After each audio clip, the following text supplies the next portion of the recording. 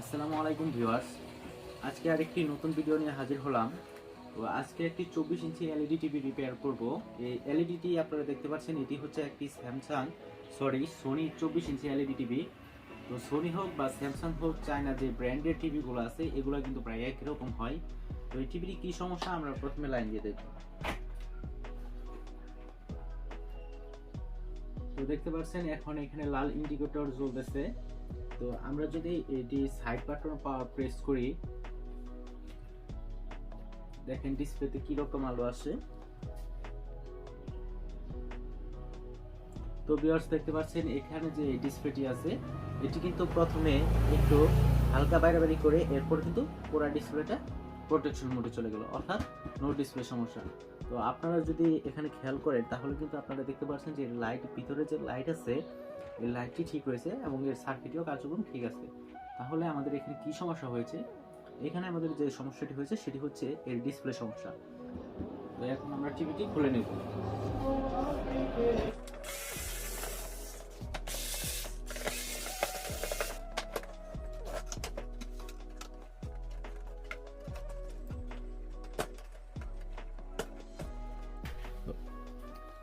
এখন আমরা প্রথমত টিভিটি লাইন দিয়ে আপনাদের ভোল্টেজগুলো মেজার করে দেখাবো। টিভিটি আমি লাইন দিচ্ছি, পাওয়ার দিচ্ছি, এরপর যে কেবলটি রয়েছে কেবলটিও লাগিয়ে নিচ্ছি।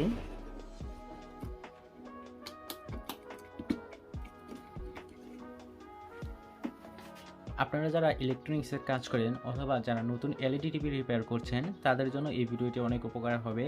আপনারা জানেন এটি হচ্ছে, এই প্যানেলের মডেলটি দেখেন236WHB-N00।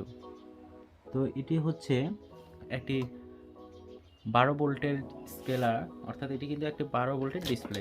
তো আমরা প্রথমত ভোল্টেজগুলো মেজার করে নেব। এখানে আমি গ্রাউন্ড দিয়ে নিচ্ছি।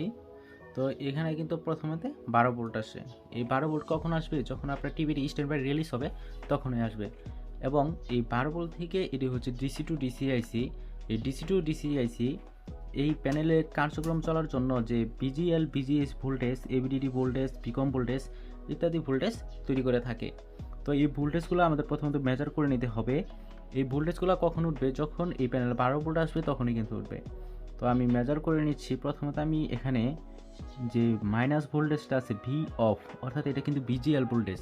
তো আমি এখন টিভিটি অন করে দেখবো এই ভোল্টেজের কি অবস্থা। টিভিটি অন করে নিয়েছি, মিটারের দিকে লক্ষ্য রাখবেন।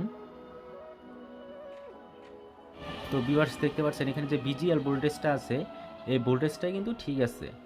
তো মিটারে দেখতে পাচ্ছেন যে -7.9 ভোল্ট, অর্থাৎ এর ভোল্ট ঠিক আছে। এরপর বিজিএস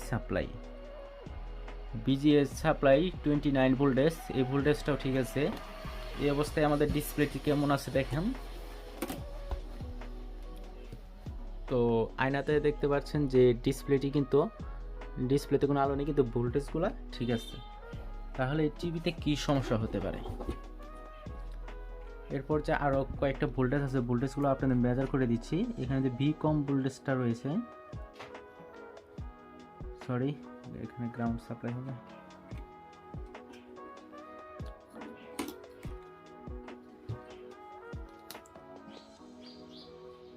তো ভিউয়ার্স দেখেন এখানে যে ভি কম সাপ্লাই রয়েছে এটা 6.8 ভোল্ট রয়েছে, এটাও ঠিক আছে বলা যায়। এরপর আরও বিভিন্ন ভোল্টেজগুলো আছে। যেহেতু আমাদের বিজিএল এবং বিজিএস ভোল্টেজ ঠিক আছে তাহলে আমাদের ধরে নিতে হবে যে সকল ভোল্টেজগুলো ঠিক আছে। এরপর এখানে দেখতে পাচ্ছেন যে টিকন আইসি যে রয়েছে, টিকন আইসি থেকে কতগুলো সিগন্যাল বের হয়, সিপিবি, এসটিবি, ওই।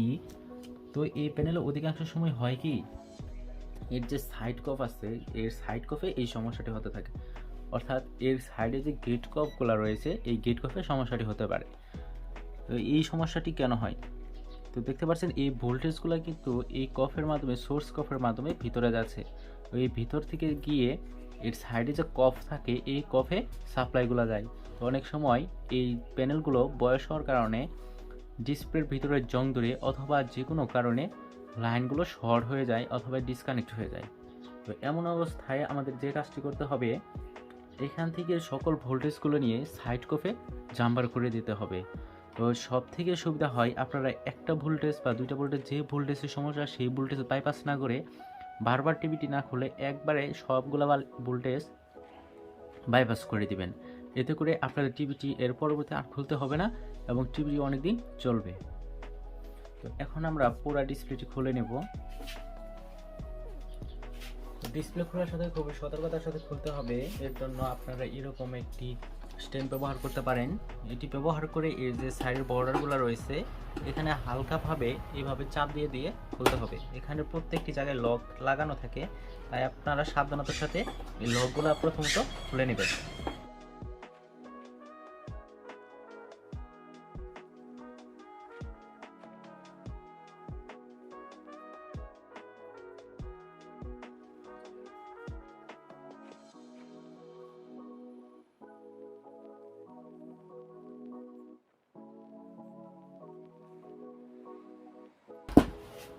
তো ভিউয়ার্স দেখতে পাচ্ছেন যে এই সাইডে যে দেখতে পাচ্ছেন এগুলা হচ্ছে গেট কফ।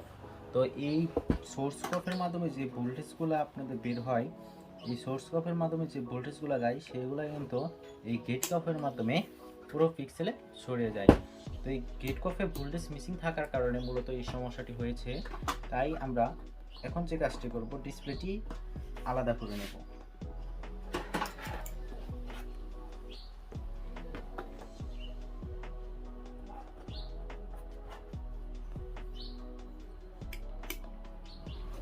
তো দেখতে পাচ্ছেন এখন আমি ডিসপ্লেটি বড় একটি এলইডি টিভির ভিতরে বসিয়ে নিয়েছি।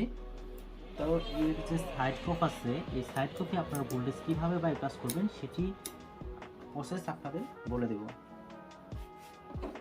এরপর নিচের যে গেট কফ আছে, আমরা এই গেট কফে ভোল্টেজগুলো বাইপাস করব। তো দেখতে পাচ্ছেন এখানে কতগুলো টেস্ট পয়েন্ট দেওয়া আছে।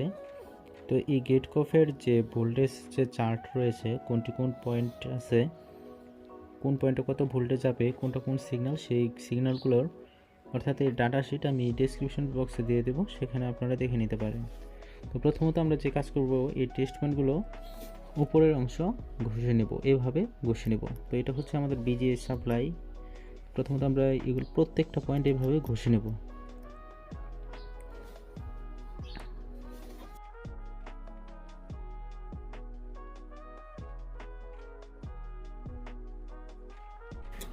আমরা আরেকটি কাজ করে নেব, এই কফ সাইড থেকে বিজিএল এবং বিজিএ যেহেতু দুটি হাই ভোল্টেজ অধিকাংশ সময় শর্ট হয়ে যায়, তা আমরা কী করব, এই দুইটি ভোল্টেজের যে ট্র্যাক আছে এই ট্র্যাকগুলো কেটে দেব। তো এইটি ট্র্যাকটা আপনারা খুঁজে নেবেন। এইটার ট্র্যাক যে হচ্ছে দেখেন, এটা হচ্ছে বিজিএ সাপ্লাই। তো এই পাশে যেটা একটি ট্র্যাক আসছে এবং এটি হচ্ছে বিজিএল, এটিরও কিন্তু একটি ট্র্যাক আছে, অর্থাৎ পাশাপাশি। তাই আমরা কি করব, এই জায়গায় দেখতে পাচ্ছেন সেম এই জায়গায় আমাদের কাটিং করে দিতে হবে। আমি এই ক্ষেত্রে আমার একটি ছোট মাইক্রোস্কোপ রয়েছে, সেই মাইক্রোস্কোপ ব্যবহার করব। তো ভিউয়ার্স দেখেন এখন কিন্তু মাইক্রোস্কোপ দিয়ে এটি খুবই সুন্দরভাবে দেখা যাচ্ছে। এটি হচ্ছে ফোকাস পয়েন্ট। আপনারা যারা মাইক্রোস্কোপ পছন্দ করেন, টাকার বাজেটের কারণে কিনতে পারছেন না, আপনারা এই মাইক্রোস্কোপটি কিনে নিতে পারেন। খুবই কাজের চমৎকার একটি মাইক্রোস্কোপ, খুঁটিনাটি সকল কাজগুলি করে নিতে পারবেন এই মাইক্রোস্কোপের মাধ্যমে। তো আমরা যে কাজটি করব সেটি হচ্ছে ভিজিএইচ এবং ভিজিএল এর যে ট্র্যাক পয়েন্টগুলো আছে, এই ট্র্যাক পয়েন্টগুলো আমরা কেটে দেব। এই দুটি পয়েন্ট আমরা কেটে দেব।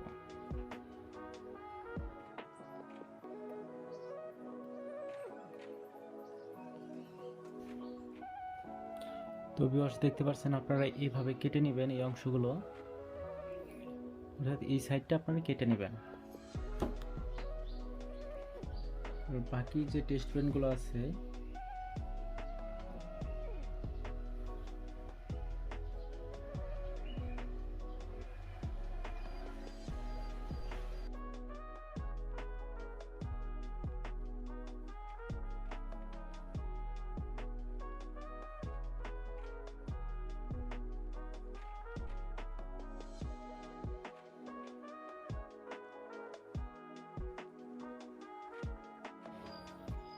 এখন আমরা সোল্ডারিং করে নেব।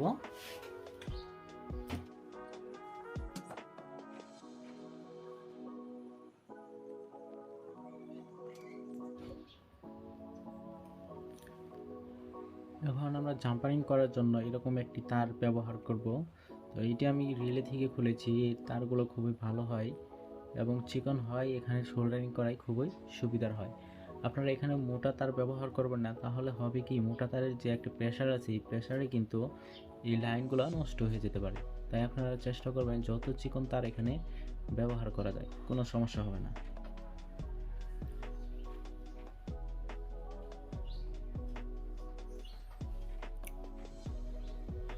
দেখতে পাচ্ছেন এখানে যে বিজেই সাপ্লাই আছে সেটি কিন্তু আমি জাম্পারিং করে দিয়েছি এবং এই সাপ্লাইটি যে আপনারা সোল্ডারিং করবেন এটি হচ্ছে স্কেলার পাশে বিজেই যে সাপ্লাই রয়েছে, বিজেই সাপ্লাই আমরা এখানে সোল্ডারিং করে দেব। এর আগে এই বিজেই সাপ্লাই যে একটি 0 ওহমের রেজিস্টর দিয়ে এটি ঠিক করে গিয়েছে, এই রেজিস্টরটি আমরা ওপেন করে দেব এর সেফটির জন্য। এই দেখতে পাচ্ছেন এখানে একটি 0 ওহমের রেজিস্টর আছে, এই রেজিস্টরটি ওপেন করে দেব। এখানে যদি ভোল্টেজ মিসিং হয় তাহলে ওপেন না করলেও চলবে, তবে এটি রিমুভ করে দেওয়া ভালো। এই জন্যই যদি কখনো এই প্যানেলটি শর্ট হয় তাহলে কিন্তু এই রেজিস্টর ওপেন থাকার কারণে কোনো সমস্যা হবে না। তাই আমরা এই রেজিস্টরটি ওপেন করে দেব।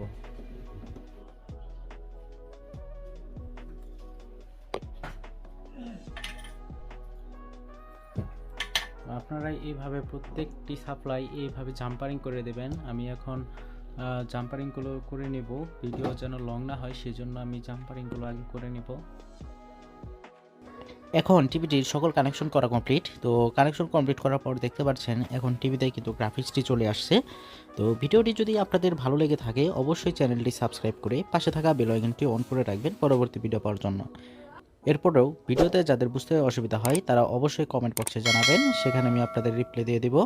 অথবা আপনার টিভিটির সমস্যা নিয়ে আমার সাথে যোগাযোগ করতে পারেন, যোগাযোগের নাম্বার ডেসক্রিপশন বক্সে দেওয়া থাকবে। সকলকে ধন্যবাদ। আসসালামু আলাইকুম।